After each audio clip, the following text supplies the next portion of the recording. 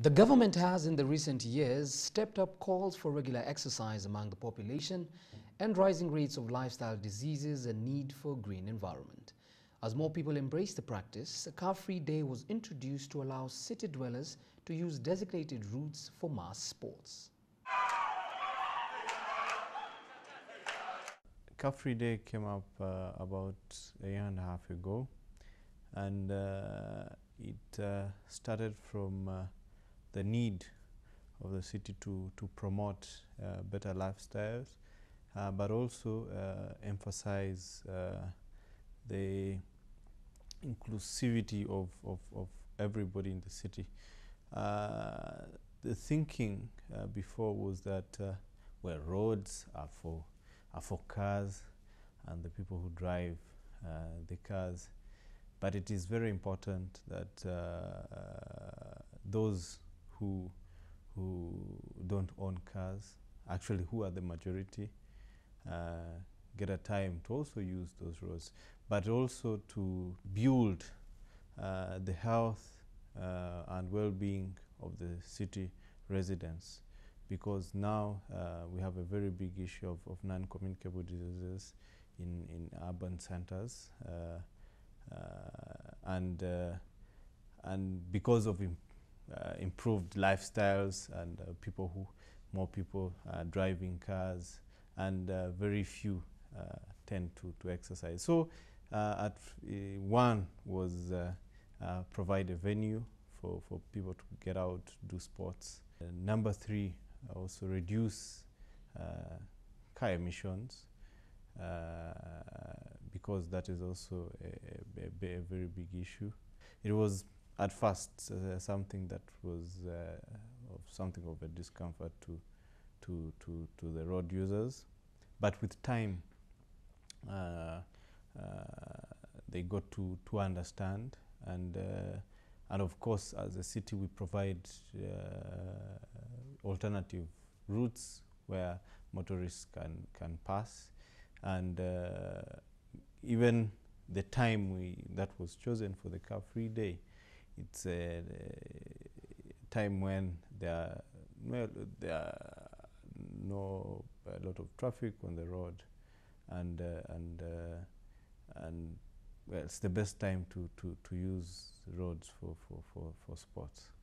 Operators in sports enterprises have welcomed the event, which continues to increase awareness on the importance of exercise and still boosts their business activity. They're educating people about fitness. More people will be aware about fitness, about how far they are with fitness in their life. If you go and run, or if you go and do a workout outside and you can't, your lungs can't take it, then you're more thinking now, oh, I need to act, I need to now. And when they say I need to act, they're not going to say I'm going to wait for another 2 weeks to go and do that workout. They would now think of, hey, let me go and register to a local gym, get fit, and then maybe on that Sunday, I'll be fitter. I'll run, if I was running 1 mile, I can now run 3 miles. It's an indirect way of them actually helping private gyms to grow, or for future investors who wants to now say, okay, Rwanda is promoting fitness, so we should have those services there. There are a lot of opportunities, as we are actually looking for even sponsors, for visibility, and of any brand that would want to be associated with Car-Free Day. Another thing is that they could provide even more services for the people who are participating. One is those businesses involved in sportswear, the businesses that are involved in like sports bikes and all other materials that are needed in sports. So that is the potential that Car-Free Day has, and as time goes on, we are mobilizing even more people to participate, and we believe we shall have more and more people, because now when we started, we had range between 4,000 and 5,000 people participating every month. Now that we even started having it twice a month, we are envisaging to have between 5 and 10,000 every single event. So, and the numbers are going up. If you introduce your businesses or your services to the people who attend, and they find them so important, they will be inclined to give you another visit at your premises, because like those who are being checked up, they are checked up there and given results, but these are preliminary checks. If you need to do more checkups, you have to visit them at the hospital or at the shops. So even for other businesses that want to sell products, they can use it as a venue to introduce their products and then build contacts with the people for them to get them to visit their showrooms or business premises later.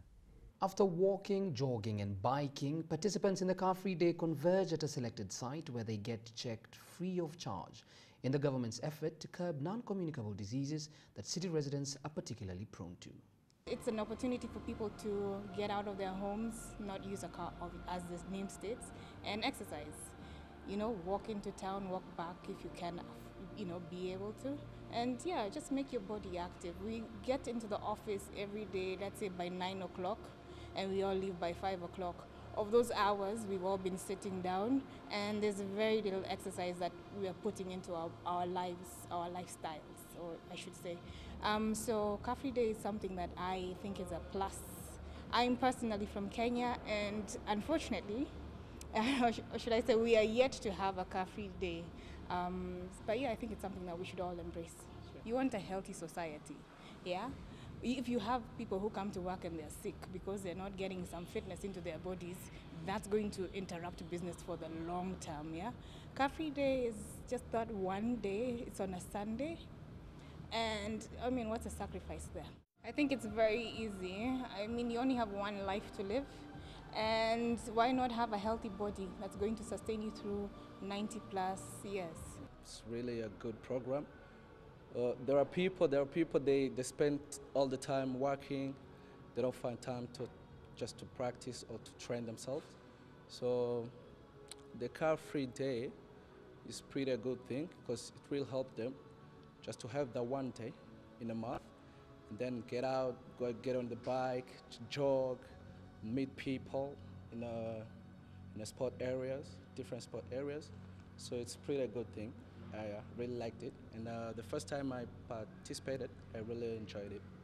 One of the activities we do in Car-Free Day is provide medical checkups for free, and very many people have benefited from that. And out of the statistics, out of the people who do checkups, we found that over between about 30% have issues of pressure or are even susceptible to, at some point, suffer from diabetes.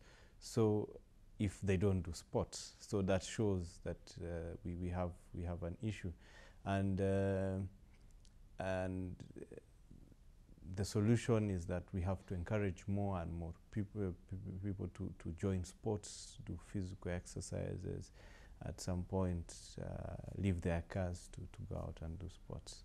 And that's why with the advice from even the senior officials of this government, the frequency of Car-Free Day was increased from once a month to twice a month.